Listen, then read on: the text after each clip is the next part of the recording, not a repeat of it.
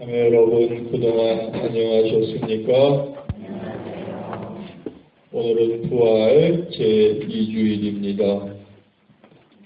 지난 사순시기 동안 우리는 하느님께 제대로 순명하는 기도를 바치지 못하고 그저 맹종이나 하는 기도를 바치게 되면 내 인격과 삶 그리고 구세사에 이르기까지 어떤 악영향을 미치는지 공부했습니다. 이번 부활 시기에는 내 일상기도의 부활을 위하여 묵상하는 시간을 가져보시기 바랍니다. 이 묵상은 사람이 아픈 것을 치료하는 과정과 비슷하다고 생각하시면 되겠습니다. 많은 경우에 인간의 질병은 약하게 타고나는 부위에 발병합니다. 그래서 내가 왜 이런 병이 걸렸는지 원인을 찾아내면 치료 방법도 나타나게 되어 있습니다. 자기 부모나 형제들 그런 가족력부터 살피고 자신이 약하게 타고난 장기나 신체 발부가 어디인지 알아야 됩니다. 설사를 자주 하는 사람은 장이 약한 거죠. 근데도 맨날 냉수를 먹으면 어떻게 되겠어요? 그거는 증상이 더 나빠지겠죠. 눈이 나쁜 사람이 매일 스마트폰만 들여다보고 있으면 어떻게 되겠어요? 죽을 때까지 그 눈을 쓸 수는 없겠죠. 언젠가는 눈이 멀겠죠. 그런 거예요. 자기가 어디가 건강한지, 어디가 병약한지를 알아야 되는 겁니다. 이렇게 사람의 몸 상태는 공평하지가 않죠. 어떤 사람은 50년 동안 매일 고주망태로 살았는데도 검사를 해보면 간이 어린아이처럼 싱싱한 경우가 있죠. 깨끗해. 근데 또 어떤 사람은 여태까지 살면서 술 한 방울 입에 안 댔는데도 40도 안 됐는데 간 경화가 왔어. 딱딱하게 돌처럼 굳어가고 있어요. 또 어떤 사람은 사춘기 때 배운 담배를 90살까지 2갑씩 피웠는데도 폐가 까다로운 사람이 있죠. 근데 또 어떤 사람은 자기만 담배를 안 피는 게 아니라 가족 중에 담배를 피는 사람이 아무도 없는데도 30살도 안 됐는데 폐암에 걸린 사람도 있어요. 이런 걸 불평하면 소용이 있어요, 없어요? 그럼 바보죠. 불평할 일이 아니에요. 이런 장단점을 안고 사는 것이 우리의 인생이죠. 언뜻 보기에는 강하면 좋아 보이지만 지나치게 강하면 부러지기가 쉽죠. 또 어떤 사람은 그래서 부드러운 것만 좋아해요. 근데 말랑말랑하면 쉽게 변절하죠. 배신도 잘해요. 부드러운 사람들이. 또 게으르면 게으른 대로 문제가 생겨요. 부지런하면 문제가 안 생길 것 같습니까? 가지런하면 가지런한 대로 또 무슨 문제가 생겨요. 그렇기 때문에 자신이 생겨먹은 대로 장점은 살리고 단점은 고쳐가면서 살아야 되는 거예요. 나에게 왜 이런 단점이 있고 내가 왜 이런 약점이 있나? 그거는 하느님한테 따져봤자 소용이 없어요. 기도에 대한 문제도 이와 마찬가지예요. 여러분들 기도에 문제가 생기면, 그러니까 기도에 병이 걸리면 어디에 걸릴 것 같아요? 여러분들의 신앙 중에 튼튼한 부분에 걸리겠어요? 약한 부분에 걸리겠어요? 약한 부분으로 질병이 오는 거예요. 용서를 잘하는 사람은 정의감에 소질이 없는 경우가 많아요. 용서만 해 맨날. 무슨 짓이든지 다 품고 안아주고 포용하고 옳고 그른 건 하나도 몰라요. 그걸 따지다 보면 복잡해지니까. 근데 또 반대로 정의감이 강한 사람은 친화력에 문제가 생기기가 쉽죠. 독불장군이 돼서 저 혼자 잘났다고 그럴 수도 있어요. 또 여러분이 볼 때 그냥 그저 착하기만 한 사람은 무능한 경우가 많죠. 반대로 야물딱진 사람은 어때요? 매정한 짓도 잘해요. 그러니까 뭐 북치고 장구치고 다 할 수가 없어요. 한 가지가 좋으면 한 가지가 나쁜 거예요. 물론 아무 재주도 없는 사람도 있죠. 근데 군뱅이도 굴르는 재주가 있어요. 찾아보면 뭐가 있을 거예요. 본인이 모르는 게 문제인 거죠. 그래서 자기 자신의 기질을 제대로 알고 자기 기도의 단점이 무엇인지도 알아야 돼요. 그걸 고치지 않으면 내 일상 기도의 생명력이 되살아날 수가 없어요. 그래서 매일 아침 저녁으로 죽은 기도나 바치는 사람은 자기 삶에서 부활하신 예수 그리스도를 알아뵐 수도 없고 만나뵐 수도 없어요. 그런데 대부분의 신자는 자기 기도가 어디가 아픈지 관심이 없어요. 그냥 자기 기도가 멀쩡하다고 생각해요. 또 심각한 사람들은 지금 자기 기도가 살았는지 죽었는지 뭐 반만 죽어서 겨우 숨만 쉬는지 관심이 없어요. 이렇게 자기 기도의 상태를 직접 진단하거나 치유할 능력이 없기 때문에 영적인 분별력이 없는 거예요. 이렇게 스스로의 문제를 발견하거나 해결할 수 없는 상태에서는 기도 생활이 점점 퇴보할 수밖에 없어요.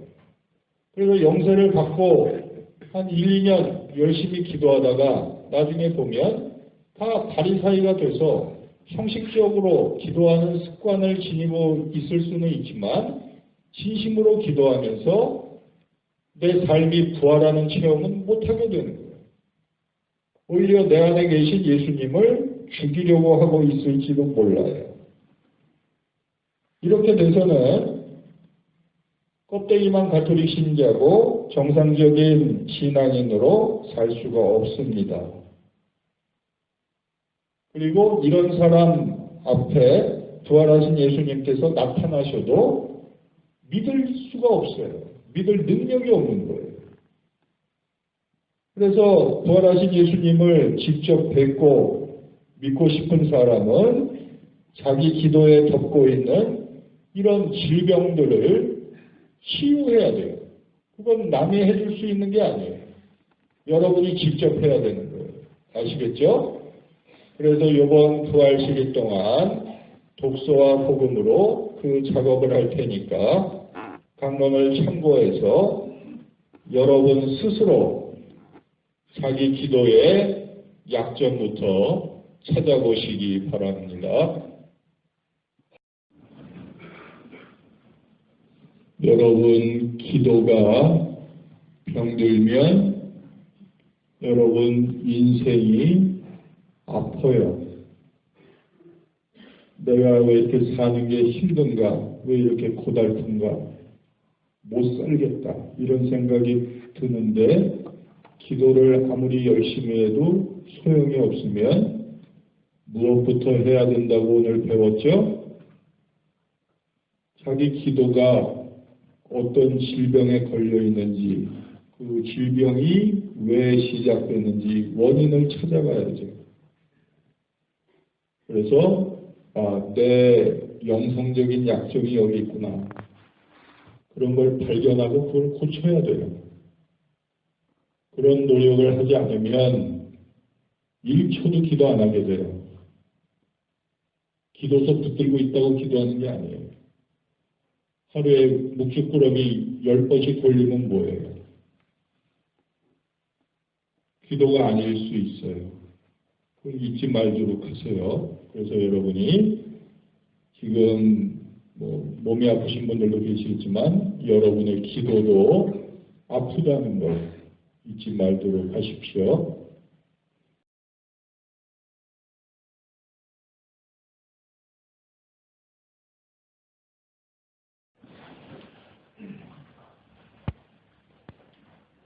친애하는 교회형 참여 여러분, 그동안 안녕하셨습니까? 오늘은 부활 제3주일입니다. 이번 부활 시기 동안에는 내 일상 기도를 되살리는 묵상 작업을 하고 있습니다. 지난 주간 동안 그 작업의 시작으로 가장 먼저 내 기도의 약점을 찾아보았습니다. 자기 기도의 강점이나 약점, 또 아픈 곳, 불구가 된 곳을 찾아보신 분들은 이미 아셨겠지만 그 원인과 해결책으로 고민하다 보면은 결국 여러분 인생에 크고 깊은 상처들과 마주치게 됩니다. 이 세상에 상처가 없는 사람은 없죠. 누구나가 다 트라우마가 있어요. 트라우마가 없기를 바라는 건 환상이에요. 그건 현실 도피죠. 운명적으로 타고난 상처부터 시작해서 우연치 않게 입게 되는 여러 가지 상처에 이르기까지 수많은 상처들을 다 가지고 있죠. 제일 먼저 여러분 가족을 떠올려 보세요. 물론 다 소중하고 사랑해야 할 사람들이죠. 그리고 내가 아끼는 사람들이에요. 그러나 자기 부모에게 차별을 받아본 경험도 있는 사람이 많죠. 그리고 배신당해본 경험도 있을 거예요. 이렇게 가족과 관련된 아픔이 없는 사람도 없어요. 나만 그런 고통에 시달리는 게 아니에요. 모든 사람이 말은 안 하고 표현은 안 하더라도 다 간직한 사연이 있어요. 그리고 커가면서 둘도 없었던 친구 사이에서도 그런 일들은 벌어지죠. 또 사랑했던 사람과도 배신, 폭력, 편애, 차별, 잊혀지지 않는 상처들이 있습니다. 그뿐이 아니죠. 직장 일을 하거나 사회생활을 하다 보면 뜻하지 않았지만 억울하게 어떤 범죄에 휘말린다든지 나쁜 일에 얽혀서 커다란 상처를 받은 분도 계실 거예요. 근데 우리가 평소에 이런 상처들을 어떻게 정리합니까? 신앙적으로 그것을 조명하거나 비추어서 깔끔하게 치료하는 경우는 거의 없어요. 자기 상처를 치유할 능력이 자기 자신에게 없죠. 그래서 그냥 다 지난 일이라고 치부해버리는 정도예요. 그리고 잊으려고 노력을 하죠. 머릿속에서 지워지면 그게 다 말끔히 해소가 된다라고 착각을 해요. 물론 떠올리는 것조차 고통스럽죠. 너무 싫죠. 그래서 이렇게 외면하려고 해도 그것들은 계속 내 삶에 영향을 줍니다. 큰아이만 이뻐하고 둘째라서 차별받았던 사람들은 승부욕이 강해지죠. 남동생까지 있어가지고 가운데 샌드위치를 껴가지고 부모한테 애정을 많이 못 받았던 사람들은 결핍증에 걸리기도 해요. 그러면 그게 늙어서까지도 계속 영향이 있어요. 그런데 이런 상처들을 외면한다고 해서 내 인격이 원만해지고 내 기도가 풍요로워지는 게 아니에요. 오히려 그 끔찍한 상처들을 다시 생생하게 떠올려야 여러분들의 묵상이 시작되는 거예요. 자기 기도의 부활이 시작되는 거예요. 그리고 끝까지 그 고통을 파고 계속 그 뿌리까지 들어가다 보면은 그 막다른 상황에서 내가 했던 마지막 선택들이 무엇인지 명료해져요. 생과 사의 갈림길일 수도 있고 내가 지금 대학을 가느냐 못 가느냐, 아니면 직장에서 잘리느냐 마느냐, 결혼을 하느냐 마느냐, 그런 결정적인 순간에 자기가 했던 선택들을 신앙적으로 재조명할 수 있어야 돼요. 그 절체절명의 순간에 내가 과연 하느님께 순명했느냐, 아니면 악마와 결탁했느냐, 자기 두 눈으로 똑바로 자기 상처를 바라볼 수 있어야 돼요. 근데 하느님과 인격적으로 만나서, 오늘 복음에서 베드로가 예수님을 3년 만에 인격적으로 만나는 장면이 나오죠. 예수님을 껍데기만 핥고 살다가 부활하신 예수님을 그제서야 인격적으로 만나는 거예요. 그래서 사랑하는 게 뭔지를 알게 되는 건데, 정말 그렇게 상처의 순간에 예수님을 만난다면 그건 재밌는 게 다친 흔적이 없어요. 거기는 깨끗해. 근데 그 위기의 순간에 악마하고 결합했을 때는 아직까지 피오름이 나오고 있어요. 썩은 냄새가 진동해요. 여러분이 여러분 속을 들여다볼 줄 알아야 돼요. 그래서 그 상처 때문에 내 인격에 장애가 생겨났고, 그 단점과 결점들이 내 기도를 망가뜨리고 있었던 거예요. 내 기도가 부활하지 못했던 이유가 무엇인지 자기 자신의 상처를 들여다보면 나와요. 근데 그걸 여태까지 외면하고 살았기 때문에 썰렁발이나 건배파리로 살면서도 자기 기도가 멀쩡하다고 우겼던 것 뿐이에요. 지난주에도 말씀드렸죠. 내 기도에 병이 들면 인생이 아프다고 그랬어요. 아픈 인생을 살면서 왜 자기 기도가 멀쩡하다고 생각합니까? 그건 정상이 아니에요. 그래서 내가 신앙인이라면 가장 힘들고 어려울 때 예수 그리스도의 순환과 죽음을 내 삶으로 받아들이지 못했던 상처로 돌아가야 돼요. 그게 내 일상 기도의 부활을 알리는 심혈탄이 되는 거예요. 그래야 그때는 깨닫지 못했지만 내가 가장 아파했을 때 나보다 더 고통스러워하셨던 하느님의 숨길과 손길을 느낄 수가 있게 돼요. 내가 지금 여태까지 그나마 이렇게 영명하고 있는 게 내가 잘나서 내가 고생을 해서 이렇게 생존해 있는 게 아니에요. 내가 살아있고 내가 이렇게 견딜 수 있었던 거는 예수님께서 그때 나를 위해서 십자가에 못 박히셨기 때문에 그분의 고통 덕분에 이렇게 살아있다는 것이 진실이에요. 여태까지 외면했던 그 진실을 알게 된다는 이야기예요. 이렇게 내 일상 기도가 부활하려면 지금까지 부정하고 싶고 거부하고 싶었던 과거의 상처들이 예수 그리스도를 통해서 치유되는 과정이 꼭 필요합니다. 여러분이 이 과정을 얼마나 겪어냈는지를 모르겠어요. 예수님을 통해서 치유받지 않으면 새로운 사람이 될 수 없어요. 더 문제는 뭔지 아세요? 자기 자신의 상처로 다른 사람을 공격하게 돼 있어요. 여러분의 자녀가 됐건, 여러분의 배우자가 됐건, 여러분의 친한 친구가 됐건, 여러분의 공격하는 무기는 여러분이 받은 옛날의 그 상처예요. 그 상처로 그 사람에게 상처를 입히게 되는 거예요. 그래서 내 인생의 죽음을 상징하는 사건이 그냥 다른 사람의 죽음으로 연결이 되고 그 죽음이 확장이 되는 겁니다. 그렇게 되면은 아까 말씀드린 것처럼 예수님을 만나서 은총의 장소가 될 수도 있었죠. 여러분의 상처는 오히려 거룩한 공간이 될 수 있었어요. 하느님과 만나는 부활의 장소가 될 수 있었는데 그게 사악한 악마들만 득실거리는 죄악의 공간으로 변해버리는 거예요.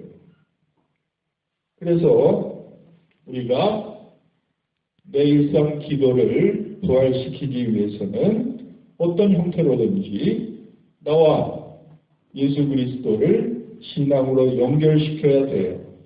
그래야지 마음이 뜨겁게 달아오르면서 기도하겠다는 열정도 부활하는 거예요. 그래서 내 기도가 왜 이렇게 미지근할까? 왜 기도가 이렇게 지겨울까? 기도를 해도 되는 일이 없네. 그건 이미 병에 걸렸다는 증거예요. 열심히 기도한다고 해결되는 게 아니에요. 기도를 못하는 이유를 찾아야죠. 그래서 자기 상처를 들여다보면서 예수님의 순환과 죽음에 공감하는 체험을 해보시기 바랍니다. 그럼 이번 주간 독서와 복음을 통해서 그동안 내가 외면했던 내 인생의 상처에서 내 기도의 부활이 시작된다는 점을 묵상해 보셨으면 좋겠습니다. 아까 우리가 공부한 대로 상처가 없는 사람은 없죠. 마지로 태어나면 마지로서 집안에서 감당해야 되는 부담감이 있죠. 둘째로 태어나면 또 둘째로서의 서러움이 있어요. 그렇게 모든 사람은 다 상처를 받으면서 사는 거죠. 근데 그 상처를 그냥 세속적으로 방치하면 계속 상처를 만들어내요. 그래서 정신적으로 불구가 되기도 하고 성격이 이상해지기도 하는 거죠. 그 상처 속에서 우리가 예수 그리스도의 순환과 죽음을 발견해야 된다고 했죠. 그것만이 부활하신 예수 그리스도를 내 기도에서 알아뵙는 유일한 길이에요. 자기 상처에서 예수님을 인격적으로 만나지 못하면 부활은 없어요. 그 점을 잊지 마시기 바랍니다. 교영 참여 여러분 그동안 안녕하셨습니까? 오늘은 부활 제4주일입니다. 지난 주간에 우리는 내 일상 기도가 부활하는 출발점으로 자신의 평생에서 가장 크고 깊은 상처를 헤집어보는 시간을 가졌습니다. 그 상처에서 예수 그리스도의 죽음과 부활이 어떻게 내 인생과 연관되어 있는지 발견하셨기를 빕니다. 이것이 하느님과 하나 되는 길입니다. 동질감 회복이라고 말할 수도 있죠. 이렇게 내 인생의 단일성이 하느님 안에서 회복되어야 비로소 내 구원을 위해 하느님께서 입으신 십자가의 상처가 보이게 되고 아파오기 시작합니다. 이런 과정을 거쳐 부활하신 예수 그리스도를 내 기도에서 알아뵐 수 있게 된다는 점도 잊지 마시기 바랍니다. 이것과 연관해서 이번 주간에는 이렇게 내 인생의 맨 밑바닥 상처에서 예수님을 구세주로 영접한 다음에 어떻게 해야 되살아난 내 일상 기도의 생명력이 지속될 수 있는지 생각해 보셨으면 합니다. 독서와 복음으로 묵상하시면 되겠습니다. 일단 자기 인생의 상처에서 예수님을 체험한다는 것은 부활 체험이라고 말할 수 있습니다. 이런 부활 체험을 하고 나면 신앙은 머리로만 믿는 그런 차원에 머물지 않죠. 여러분들이 영세를 받고 신앙생활한 지 꽤 되신 분들이 많겠지만 아직까지는 마음으로 믿지 못하고 그냥 합리적인 판단으로 머리로 믿는 분이 많습니다. 그걸 당위성의 차원이라고 하는 거죠. 이래저래해서 하느님이 계신 것 같고 이래저래해서 그분을 믿는 게 타당하다, 가능성이 더 높은 곳에 베팅을 하는 거죠. 근데 실질적으로 예수님을 내 삶의 그리스도로 모시는 것은 다른 문제예요. 그것이 바로 이 부활 체험과 연관되어 있는 겁니다. 그래서 내가 그냥 영세를 받은 사람이냐 아니면 참 신앙인이냐 하는 것을 분별할 수 있는 표지는 그냥 영세를 받은 사람이었을 때는 아무렇지도 않았는데 내 인생의 상처에서 예수님을 인격적으로 체험한 다음에는 그분 십자가를 보면 공감하는 능력이 생기는 거예요. 동질감을 느껴요. 내 마음이 꽤 찔리는 듯이 아파와요. 예수님의 고통이 나에게 전달이 되는 거예요. 그래서 그분께서 나 때문에 또는 다른 죄악 때문에 다시는 십자가에 못 박히는 일이 일어나지 않게 하겠다고 결심하게 되는 거예요. 그냥 이제 수수방관할 수가 없게 돼요. 여러분들 가족 중에 누가 무슨 일을 당하면 여러분들 팔짱 끼고 있어요? 네가 살든지 죽든지 알아서 해라 이렇게 합니까? 내가 힘이 닿는 한 그걸 막으려고 하겠죠. 같은 일이 예수님과의 사이에서도 벌어지는 거예요. 이런 회개의 기회가 찾아왔을 때 실생활에서는 내가 그동안 세속에서 피땀 흘려서 그토록 이룩하려고 애썼던 소중한 모든 것들이 쓰레기로 여겨지는 거룩한 변화가 시작돼요. 굉장히 신비로운 거예요. 그냥 영세만 받았을 때는 아직까지 돈이 최고고 쾌락이 최고고 명예도 소중했는데 신앙이 생기고 나니까 그런 것들이 하찮아 보이기 시작해요. 물론 이 회개의 기회가 유혹의 기회이기도 해요. 왜냐하면 예수님을 체험한 다음에 그 체험의 힘으로 자기의 욕망을 추구하는 사람들이 있죠. 근데 그걸 잘 물리치면은 그게 쓰레기로 보여요. 그러면서도 전혀 아깝지가 않아요. 여태까지는 내 인생의 가장 소중한 보물들이었는데 불안하지도 않고 오히려 평화의 기쁨을 누리게 돼요. 그런 신앙 체험이 여러분에게 필요한 거예요. 그래서 세상 만사에 초연해져요. 옛날에는 주변에서 천둥만 쳐도 깜짝깜짝 놀랐었는데 이제 벼락이 내 집에 떨어져도 안 놀래. 그냥 불 나면 불 끄는 거예요. 놀라질 않아. 사람이 바뀌어요.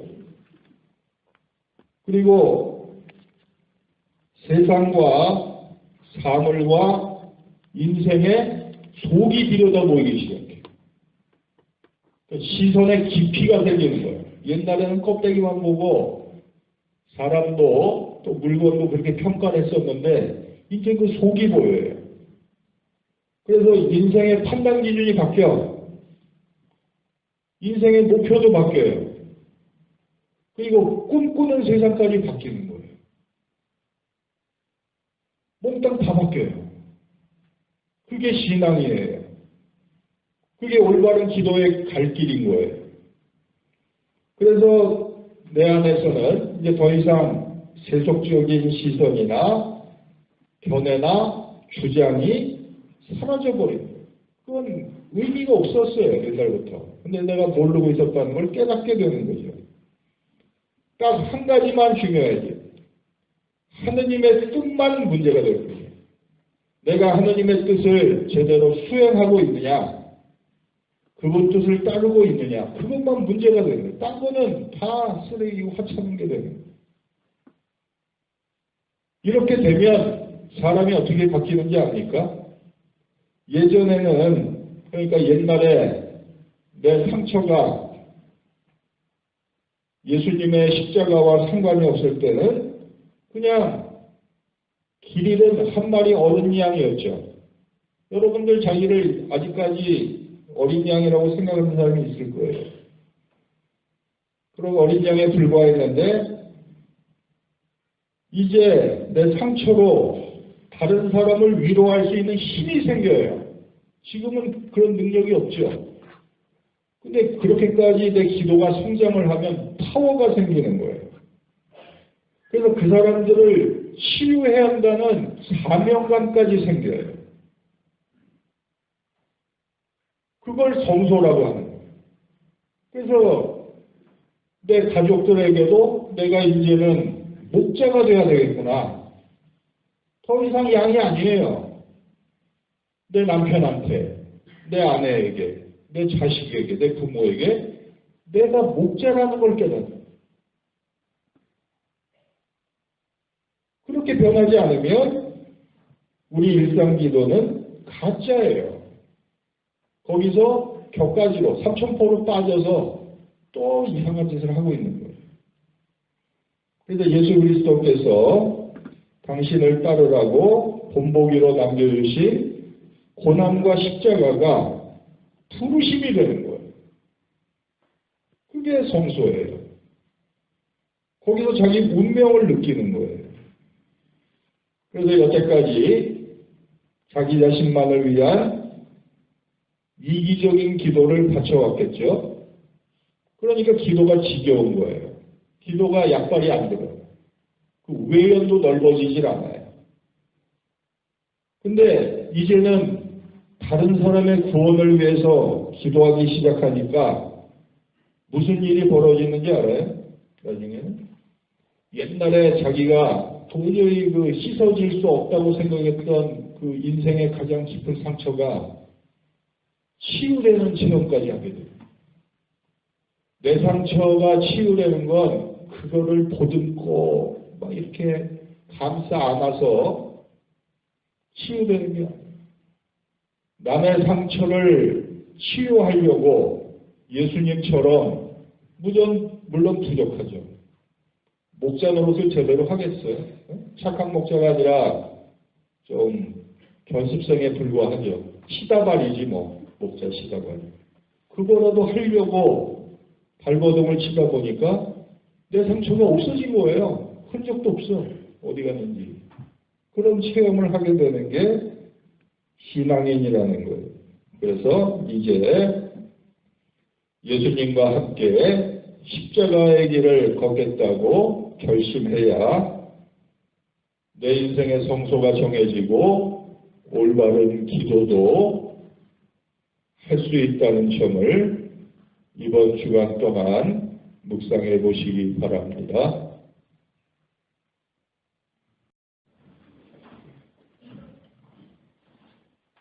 언제까지 양으로만 살려고 할 겁니까?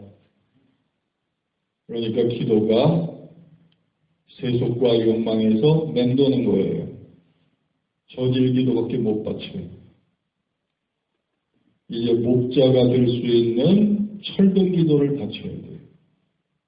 그게 예수님께서 나를 성소로 이끄시는 길이고 신앙의 길이죠. 그럼 철든 기도가 뭐겠어요? 어떻게 하는 게 목자의 기도입니까? 양의 기도는 이제 그만하고 목자의 기도를 바쳐야 되는데 어떻게 바쳐야 돼요? 하느님께서 나에게 맡겨주신 양들이 있죠. 당장 여러분 눈에 밟히는 여러분 가족이 있잖아요. 그 가족들을 신앙으로 이끌어야지. 자기 가족들은 신앙도 없는데 밖에 나가서 복음을 전하겠다고 돌아다니는 그게 얼마나 우스운 일이에요. 하느님께서 자기 자신에게 맡겨주신 양들이 신앙을 가질 수 있도록 자기 목숨을 바쳐야죠. 그게 우리를 위해서 목숨을 바치신 예수님의 길이죠. 그것이 내 성소고 내 기도가 되어야 한다는 것을 잊지 마시기 바랍니다.